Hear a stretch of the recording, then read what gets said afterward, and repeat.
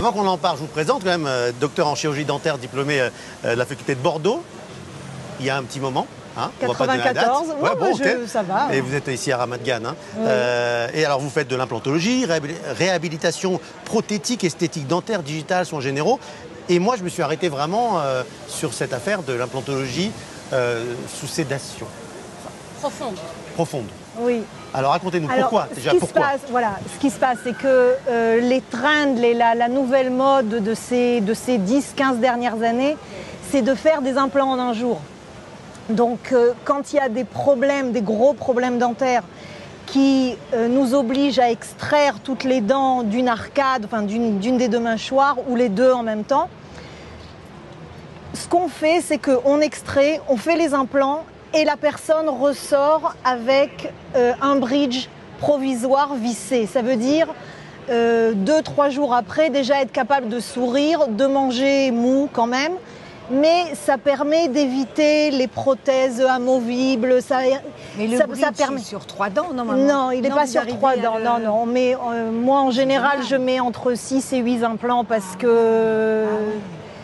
qu'il faut quand même... On travaille quand même avec des gens qui sont assez jeunes. Les 4 implants, la technique de Paolo Malo, on s'en sert en général chez les gens qui sont assez vieux, qui ont plus de force masticatoire. Mais c'est vrai que il y a énormément de problèmes. D'abord, il y a des gens qui ont très peur. Ah, donc, ils ont peur parce que c'est vrai qu'il y a des gens qui viennent me voir. Il y a le bruit. D'abord, il y a le bruit, il y a le fait que travailler dans la bouche, c'est quand même quelque chose qui est envahissant. C'est-à-dire la bouche est psychologiquement notre premier endroit de communication avec le monde.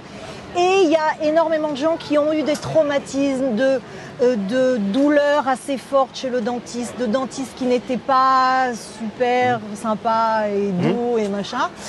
Et donc, arrivent vers moi des gens qui n'ont pas été chez le dentiste depuis 15, 20, 30 ans et ils sont morts de peur.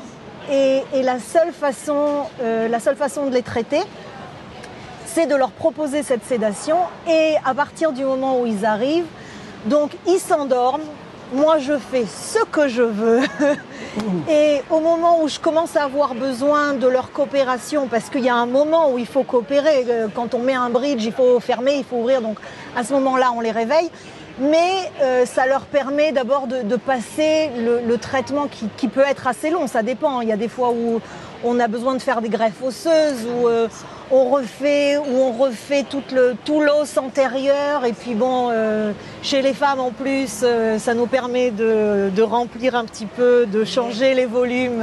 Alors, c'est-à-dire que vous le réveillez, le patient, vous le réveillez ? On le réveille, oui. On le réveille. Et il se rendort après ? Et on peut le rendormir après, on fait ce qu'on veut. Ah ouais. Alors ça, c'est bien aussi chez les gens qui ont des grosses hypertensions. Parce que quand on travaille sur toute l'arcade, on a besoin de mettre beaucoup de produits anesthésiques et les produits anesthésiques, pour que ça tienne, ça ne va pas avec l'hypertension. Donc c'est très très pratique. Donc en fait, vous pouvez mettre, je sais pas, 5-6 implants chez quelqu'un, endormi, vous le réveillez, c'est fini, il se rend compte de rien en fait. Il ne se rappelle pas en plus. Il ne se rappelle pas. C'est-à-dire dans les produits... Dans les implants mammaires, par la même occasion. Ah écoutez, ça je ne sais pas moi, c'est pas mon domaine. Je pense qu'elle n'est pas spécialiste là-dedans. C'est pas mon domaine. Moi je m'arrête à la bouche. La bouche, les lèvres, les machins. C'était une idée en tout cas de faire un truc pendant qu'on est endormi. Écoutez, je ne sais pas. Bon alors donc il sent rien, il n'y a rien. Mais c'est parfait, c'est génial ça. C'est génial. Il n'y a pas de risque, il n'y a pas de danger évidemment. Mais il y a un anesthésiste quand même spécialiste d'hôpital quoi. Ouais, donc la personne est sous monitor, elle est sous électrocardiogramme, tout est monitoré. Enfin bon, c'est tout de l'ambulatoire, donc c'est assez simple. Mais il y a la saturation, il y a le rythme cardiaque, il y a tout qui est. L'anesthésiste arrive avec tous les produits nécessaires, donc.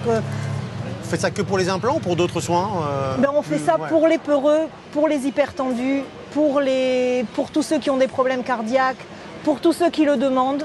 On peut faire aussi des soins dentaires normaux, c'est-à-dire des traitements canalaires. Du coup, vous réglez les points de contact. Les points de contact, on est obligé de réveiller le patient.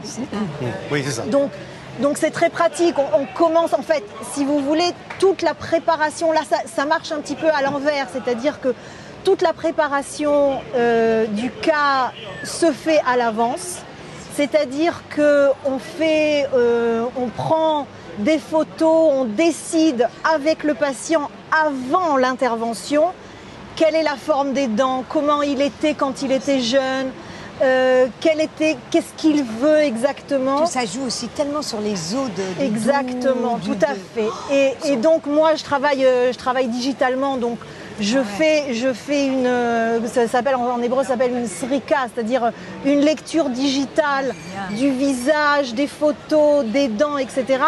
Je l'envoie à mon laboratoire bien avant. Je reçois un design digital sur ordinateur pour la meilleure précision, quoi. Une précision. Ah, ça va être, c'est très très précis. Cervicales, ça va avec tous les dents, c'est incroyable. Donc à partir de ce moment-là, on a le design, on reçoit l'accord du patient qui voit ça déjà avant, et une fois qu'on arrive à l'intervention, tout est déjà prêt. Alors il y a d'autres, j'imagine que vous avez d'autres traitements que vous proposez comme alors on fait toutes les les facettes, le blanchiment, voilà. etc. Alors moi je fais tous les types d'implantologie, l'implantologie esthétique, l'implantologie basale quand il n'y a plus d'os, les greffes osseuses, les machins. Et effectivement tout ce qui est esthétique dentaire, c'est-à-dire le blanchiment, les facettes, tout ce qui... Mais dites-moi, docteur, mais vous parlez très bien le français, pourquoi vous m'avez dit au début? Écoutez... C'est vrai qu'elle fait des interviews sur les chaînes israéliennes très régulièrement depuis 20 ans. Ça fait 25 ans que je suis en Israël. Et vous avez fait que des chaînes israéliennes? Je n'ai fait que des chaînes israéliennes. Mais votre français est très bon. Et quand même, c'est ma langue natale. C'est quand même ma langue natale. Non, c'est vrai que à force de parler hébreu, il y a tout un tas de mots de vocabulaire, de mots qui sont un petit peu professionnels qui ne viennent qu'en hébreu. Et alors là, ça devient vraiment problématique. Donc c'est pour ça que je suis venue bien à l'avance pour entendre du français, parler le français. Eh ben c'était très bien. Voilà. Merci docteur Valérie Halimi-Yeskine. Yeah.